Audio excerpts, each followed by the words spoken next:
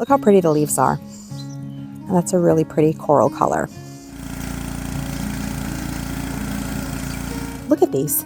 They look like roses. In today's video, we're going to do quite a few things. We're going to do a little bit of plant shopping. We're going to put together some annual containers, some planters, some pots, and we're also going to do some cleaning and get the patio ready for summer.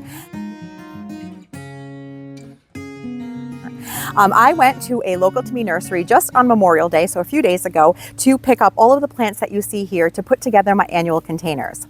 Now, I have shared this with you in the past that I don't love spending money on annual plants because they're so temporary. So even just recently when I did my spring planters, I much prefer to use perennials because then I can plant them out in the garden. So I typically set myself a pretty small budget for annuals each year. So for my summer containers, my budget is somewhere around $100. And I actually spent $105 on that trip to the nursery on Memorial Day. So I think I did pretty well. So I will show you what I picked up and how I'm going to arrange them. And the way that I make that budget stretch is that I will supplement with plants that I either overwintered, that maybe I used in some containers last year that I was able to hold over until this year to reuse. I also grow some things from seed that I will also add to my containers to fill things up and make them look more full. So I am going to go ahead and insert the footage from that nursery trip here so you can see how I came about deciding on all of these plants, and then we will come back and we'll get some work done. All right, friends, I've been here for about an hour now and I have a pretty full cart, so some edits have to be made. I came with a list, and then when we get to the nursery, the list goes out the window and we start making decisions with our heart, which can get pretty dangerous. But something that I did have on my list that I've been wanting to grow for a couple of years is this one here. It's the Overwintering Super Petunia Latte. It's a really pretty creamy petunia with a dark center, so I'm definitely getting that one. And then I started to find all these really adorable super bells that are double blooms. Look at that. This one is called Amber. And then there's this pretty one that is called Super Bells Double Orange.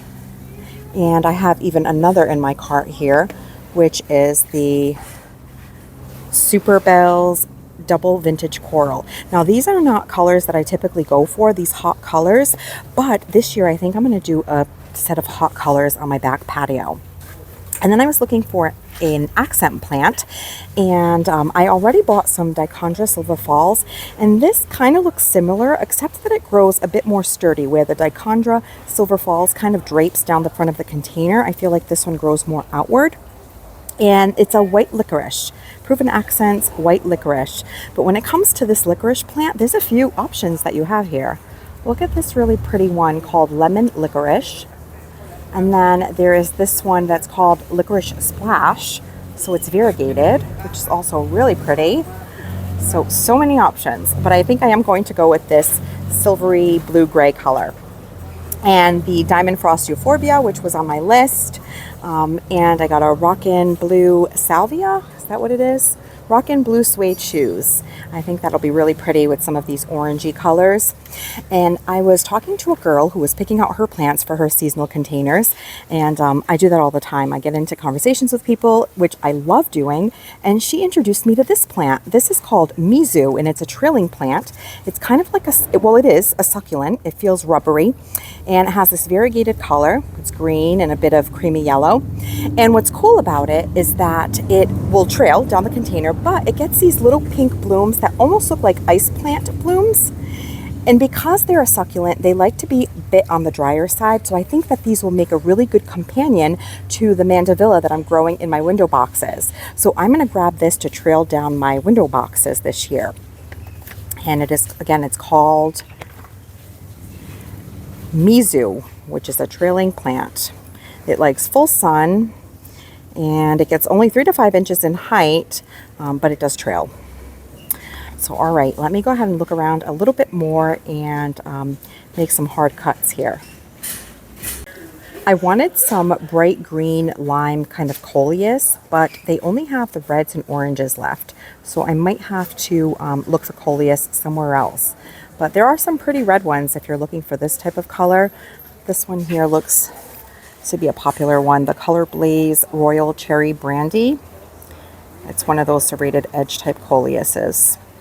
This is the Color Blaze Wicked Hot. It's like an orange.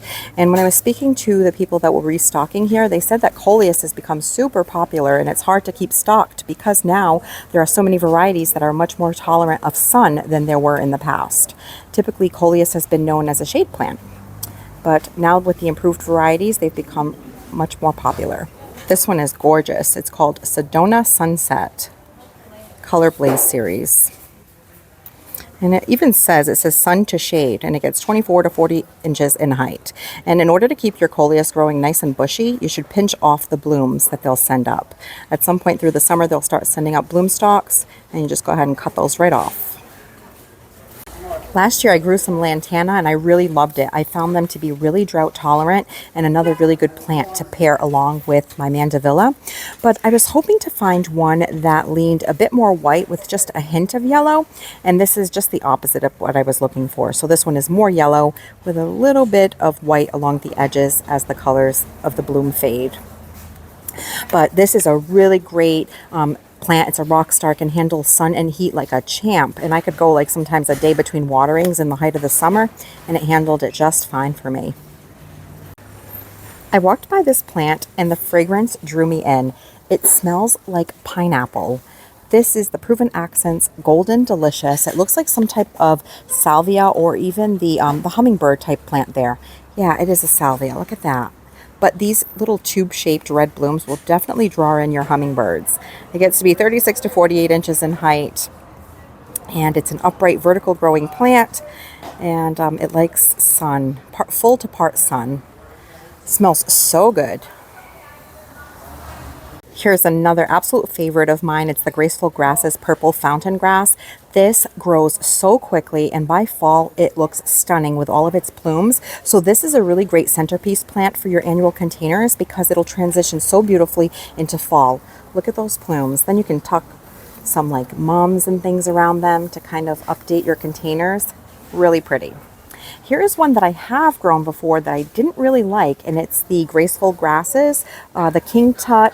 I think I grew the Prince Tut. I found that the roots were so hard to get out of my container at the end of the season, and they get large. So if you are going to grow this one, you have to give it some space. It does have a really cool shape. It just wasn't my personal favorite. You can see here, this is what the kind of blooms look like, or the grass spikes. This one is called Graceful Grasses Queen Tut. So there's the Prince Tut, the Queen Tut, and the King. Yeah, so the King, the Prince, and the Queen. So they come in 3 different varieties, and that's usually indicative of its size. So this one, the Queen Tut, see how big this one gets. 18 to 24 inches in height, so not too tall. So this one might be a little bit more well-behaved, more compact. All right, I've gone through my list. I have everything on my list with the exception of some herbs, so I'm gonna go look around for those. And coleus, I wanted some green lime ones. I wasn't able to find that, but I think I am gonna go ahead and get this Sedona orange one. I think it'll look really nice with some of the colors that I've picked. And the last thing that was on my list was some sun patience. And I wanna try the orange ones. I've grown these a few years ago and I really like the color. So a little bit of a different departure for my back patio this year in these warm colors, but I think George will actually really like it and be surprised when I put them together because he does favor some orange. And if you are local to Dighton, Massachusetts, here are the prices. Great price on these annuals. So 10 or more, they're $5.49 a piece, which it's pretty easy to fill up a tray with at least 10. But this is the color of the lantana that I'm looking for, the Pina Colada lantana. I asked someone the question of one that is more white with a little bit of yellow, and that is what they told me. So I'll be on the hunt for that one. I sometimes get asked where I pick up my Coast of Maine potting soil, and I do pick it up at the Ace Hardware that is close to my home, but they also sell it here at Arujo's, and if you're local to Massachusetts, Briggs also carries it, and many other independently owned and operated nurseries and garden centers. But this is my favorite potting soil. It's great stuff. Well, I am all done plant shopping, and that took me a couple of hours, but I think I made some really good decisions, and I'm excited to see how these will turn out in my containers. So I'm going to head home and see how I feel. Maybe I'll plant them up tonight, or maybe I'll do it tomorrow. I just got home from plant shopping and my garden assistant is doing what he likes to do too, which is hanging out in his garage. I haven't been able to do this in a while. No, he hasn't. He's been busy in the yard. So I'm going to show him the flowers that I got and see what he thinks of my color scheme this year. You want to pull those out of the car for me? Tell me what you think. I know that not all of them are in bloom right now because they, have to be potted and whatnot, but you can kind of get an idea. Yeah, you got some orange. You usually don't get orange. No, I usually don't, right? I like orange, so. Yeah, so that's good. There's another pack in there too.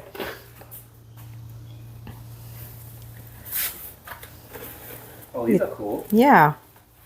I thought they were pretty, really right? bright. How long do you think I spent at the plant store? All right, is this Mandevilla? It's not Mandevilla. Oh, it looks like it. It's a sun patient. But yeah, you're right. The leaves similar. They're green. They have that in common.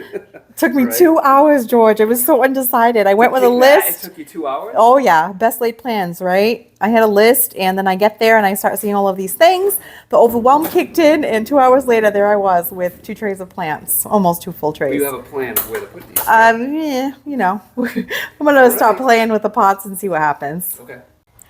Now that I have my annuals, let me show you how I'm going to supplement those annuals for my containers, starting with an update on the Mandevilla that I tried to overwinter.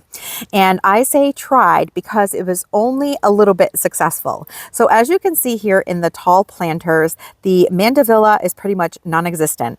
A couple of months ago, I had given you an update and it seemed like things were going okay. They had leafed out and they never did much after that. You can see that they just kind of stood at this state of just having these small leaves. Then the leaves would dry up and fall off. So they just look unhealthy. And some of them don't have any green on them really. So they're a bunch of sticks. I still have some of this creeping Jenny in the container as well as this cordyline in the center that I was able to keep alive. So I am going to reuse the cordyline and I did have a couple of Mandevilla that did survive. So let me go ahead and show you those. Here's some Mandevilla that is looking pretty good and has already started to bud up. So I don't know what the difference was between these here other than the other ones were in the large tall planters and these I potted up into these small nursery cans. I labeled them so that I would know which color they were. I had a combination of pink and white ones and these pink ones were the first to start to bud and bloom. I did fertilize them like I had planned once a week starting back in March once they broke dormancy.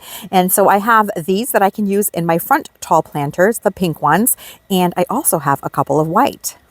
The white ones I'm planning to use in my window boxes. And you can see here, these I had labeled white. And while these are leafed out, I don't have any buds that I can see anyhow on the white ones. But they are doing pretty well. The foliage looks great. So I'm going to plant 2 of them in each of my window boxes. I was able to get 4 of the white ones to overwinter and come back. So some of the foliage does look a little bit tattered, but I can just clean those off. And all in all, not too bad. Let's go ahead and check the other Mandevilla for any signs of buds. So this is also white. I'm going to use the white in my window boxes right here. Look at that. So we have signs of buds. So that is really exciting. So this is where I'm going to put the white Mandevilla. Last year I had 3 of them. So this year I only have 2. So I'm going to use 1 on each corner, put something in the center. The cordyline is going in the middle and one of those plants that I picked up at the nursery. All right, here are all my plants that I'm going to use in my containers. And then I also have these elephant ears that I was able to overwinter. I grew these in my planters last year. And when I dug them up in the fall, I actually was able to get 2 out of them. And they are screaming to get out of this little pot here. So I'm going to use these in my planters as well. So here is another example of how I was able to stretch my annual budget by overwintering these as well as the Mandevilla. So when I do up my containers, I'm going to amend the soil with some of my Coast of Maine potting soil just to freshen things up. And I have some containers that I need to fill from scratch. And I'm also going to spill some of this Osmocote Plus, which is a beaded fertilizer that every time I water my containers will fertilize my plants. And in addition, throughout the season, I will go ahead and usually about once a week or every other week, I will also fertilize them with a water-soluble fertilizer. And that really keeps them growing. So once I'm done planting all of these up, I will give you a little tour and show you what things look like. This is the water-soluble fertilizer that I like to use for my annuals. It's the Alaska More Bloom, and I also like their fish emulsion. So what I'll do is I'll mix this into my watering can with some water about once a week, usually on Fridays, Fertilizer Friday, and I'll go through and I'll water all of my pots. And so I'm going to go ahead now and work on potting everything up, and I'm going to insert some footage of George cleaning up our siding and getting the patio ready for our furniture and getting ready for the season. He's been working on that since this morning, and after I pot everything up, I'll come back and give you a little tour of how things look.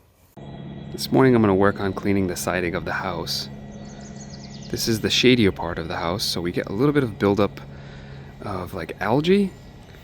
So can you see that? It's like green. So what I do to get rid of that is I just mix up a little bit of dish soap and water, and that's it. Simple green for the sills of the windows if I need to, but it's pretty much just dish soap. And I got this new brush with an extendable handle that's going to help me reach way to the top.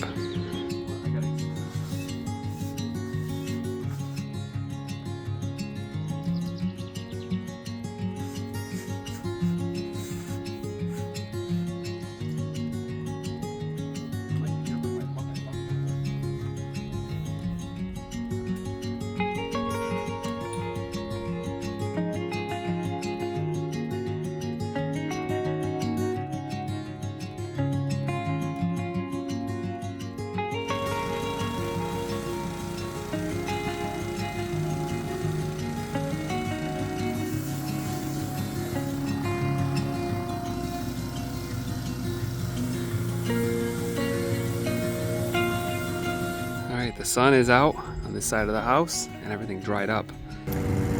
George just finished power washing and everything looks so good, nice and clean. I like to start off each season with the patio looking nice and clean and getting rid of all of the algae. We tend to get lots of algae on the back side of the house because it's the shady part of our house. So we took care of that, and we had lots of pollen, which I'm sure most of you do as well from the spring. So we got rid of the algae and the pollen, and now it is just time to bring out our table and chairs, our couch, and our fire pit. And then we will be ready to enjoy some time on the patio this summer.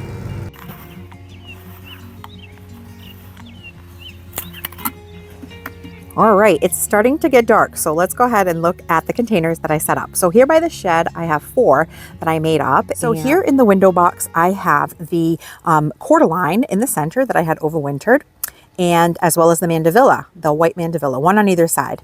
And in the middle here, I have the creeping Jenny that I already had in the container. And I planted new this year for me is this plant here. It's called the Mizu, which is a trailing, kind of like a succulent, and it gets this little pink bloom, and it likes full sun. And the thing that all of these plants have in common, which is a great way to set up your containers, is that they're all drought tolerant. So they have the same water requirements, which is going to be really helpful. I did the same thing on that side shed window. So both windows match the window boxes. And in the front, I have my tall planters. And last year I had the white mandevilla in these as well, with a cordyline spike in the center with the creeping Jenny. And so this year the creeping Jenny stays. So I have the same trailer. And in the center, I'm using the elephant ear that I had grown last year and overwintered. So once this fills out, I think that's going to look really nice in the center. The dark elephant ear with this yellow chartreuse color of the creeping Jenny. And in the back, I planted this Super Petunia Latte, which is one that I've been wanting to try for a couple of years. It is a creamy white petunia with a dark center. And I think that these 3 plants will look really beautiful together in this arrangement. The creeping Jenny that I had in the window boxes overwintered just fine and came back beautifully this year. But the ones that I had in these tall planters died all the way back. This is where I had that mandevilla that I had to dig out because it didn't make it. So what I did was I went over to some planters that I have by my back door with some boxwood, and I underplanted it with some of this creeping Jenny. And that one was looking beautiful and had grown so well. So I took a chunk from those planters and I added some here and in the matching tall planter to this one on the other side. So that's another great tip. You can can just borrow some plants from other containers or other spots in the garden to fill in a gap that you might have. The other thing I decided was that I'm going to tuck in 2 of these seedlings. These are the Dusty Miller that I started from seed, and I decided to put 2 in this planter as well. I'm going to tuck 1 on either side because I think it'll look really pretty in contrast, that silvery foliage with this dark elephant ear, and then the petunia will kind of grow in and around the base here, and then we'll have that silvery color accent on either side. And the Dusty Miller gets to be about 10 to 12 inches tall and wide, so I think it'll be another nice color to add to this combination. So here behind my patio couch, I usually have this trio of planters, and this year, let me show you what I've planted in them. Now, of course, everything always looks small when you initially plant them, but these will fill out in no time. So I think these colors are going to look so pretty together. So here in this planter, this is like the medium size one, I have 2 plants because these are going to fill up, especially the salvia is going to fill up quite a bit of space. So I have Super Bell's Double Orange, which is a really pretty Super Bell. Look at that, with the fluffy center. And a salvia called Rockin' Blue Suede Shoes. Now this Rockin' Blue Suede Shoes gets 30 to 40 inches in size. I think the blue with the orange is going to look really nice, but that should fill out this whole container and spill over. Here in the center, this is the largest container of them, of the group here.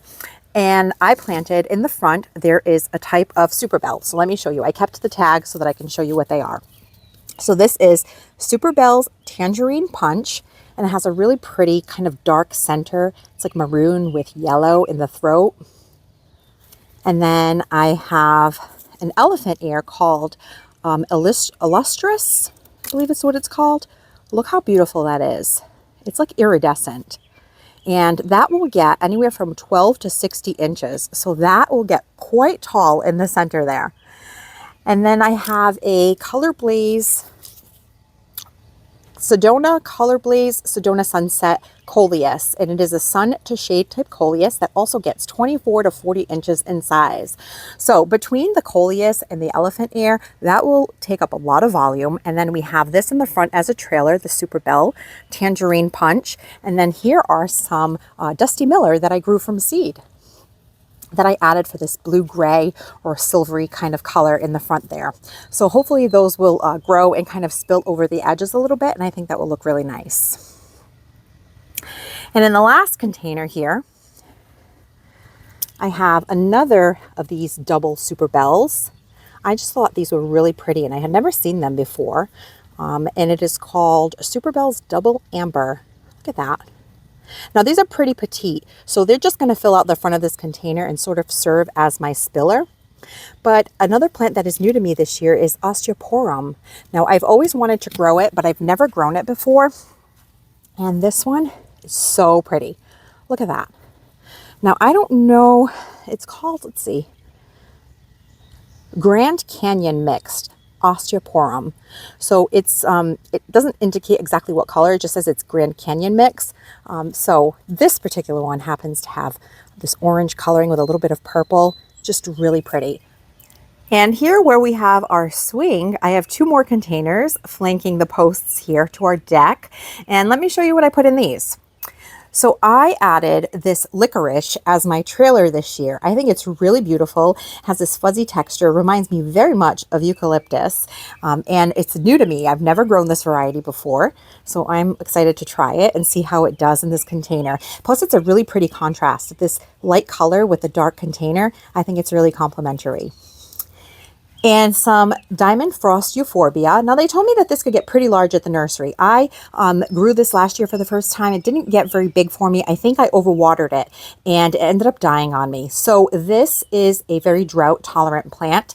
And here is another container combination that I made for plants that have the same water requirements. So this licorice here is drought tolerant. The Diamond Frost Euphorbia is drought tolerant, as is the cordyline and begonias. These are tuberous begonias. Look at these. They look like roses. They are gorgeous.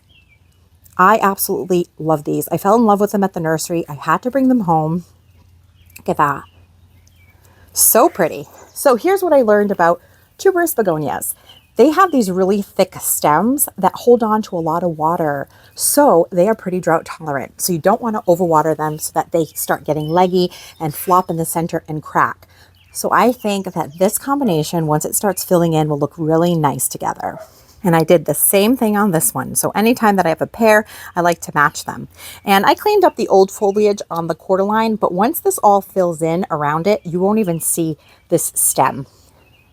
And here is where I planted those orange sun patience. So I put them in the back here, and I think they're gonna look so nice.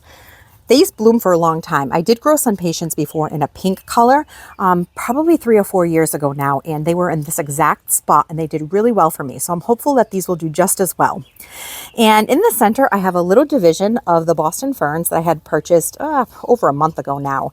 Because I had to replace them this year, I decided not to overwinter them because I was already overwintering my mandevilla. So I was at capacity for overwintering plants. So I just bought 2 new hangers. Lowe's was having a sale about a month ago. They were like 2 for $24. So I bought 2. And what I did was I cut a little piece off of one of them and I tucked it in this container. And then I have in the front here some of this lobelia. It's Laguna Sky Blue. Now, I'm going to be honest with you. I've grown lobelia before and I find that it peters out really early. It never makes it the whole season for me.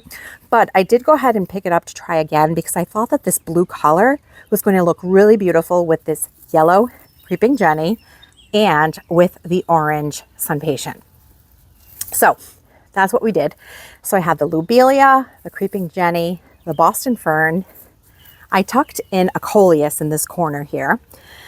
This is called Sunset Boulevard Coleus. It has these like orange colors in the center, a little bit of pink and coral, which I think will complement these plants really nicely.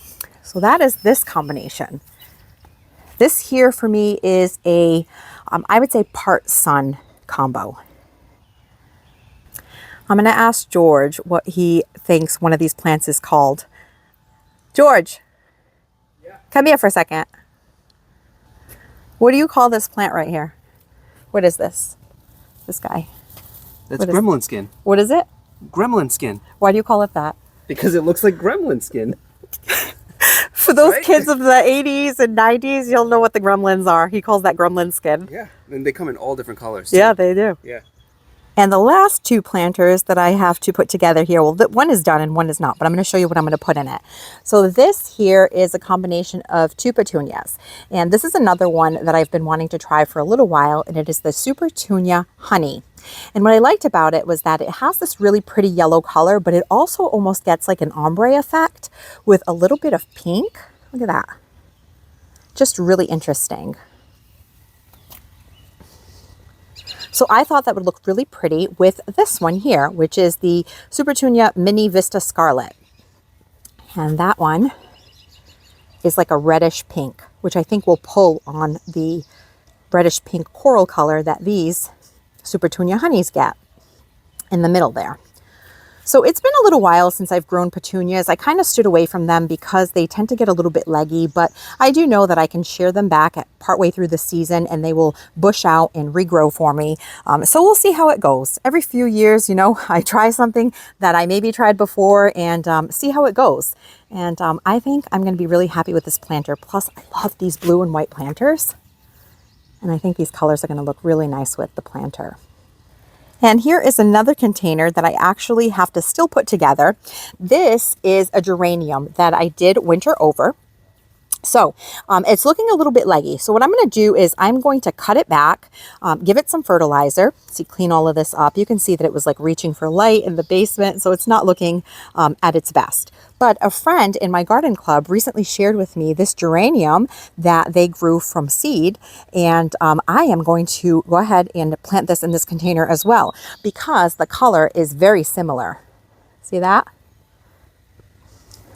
So I will clean this up, see what I can do with it. If I can make it work, I will. If not, then I will just start over with this geranium. I love geraniums. Pelargoniums is another name for them. Look how pretty the leaves are. And that's a really pretty coral color. I do still have these planters on the table here that I want to plant up with some herbs, but I'm running out of light, so I won't be able to do it tonight. Here is what I'm going to plant in them. So this is a mint that I picked up recently, and it's called mint chocolate, and it smells to me like an Andes mint. So I think that will look really pretty with that dark foliage, and mint can be super invasive, so it's always a good idea to grow it in a pot. So that's where that one's going to go. And I went to a plant fair a few weeks back, and I had picked up this Kent Beauty oregano. It's an ornamental oregano, and it gets these really pretty like light pink and purple flowers. So I am going to plant that one in the center here in that container. And an herb that is new to me this year that a friend recommended is tarragon. So I'm going to put the tarragon in this pot. So that is what I'm doing with these planters. And these were the planters that I picked up at Ocean State Job Lot. I had purchased the taupe color that I put in my arrangement on the front porch. And then I saw this kind of like whitewashed terracotta. And these are, I guess, like a remake of like an expensive pot called a Berg pot, which I knew nothing about, but some of you had mentioned it in my comments. But I just thought it was really pretty with this scalloped detail. So I went ahead and grabbed them. They were really affordable, and I think they'll look really pretty here for my herbs on this table.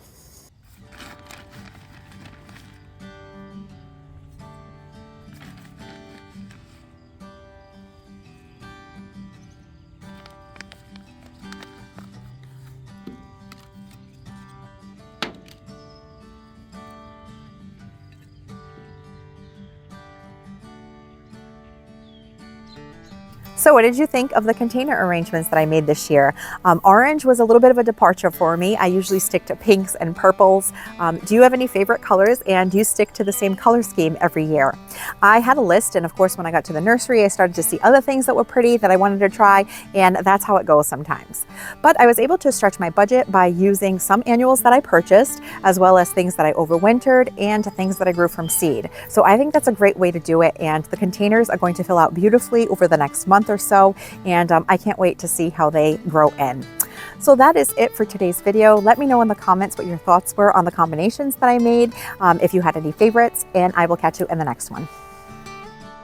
Thanks for watching this video. If you liked it, please hit the thumbs up button, and please consider subscribing so you don't miss any of my future videos, and we'll see you soon.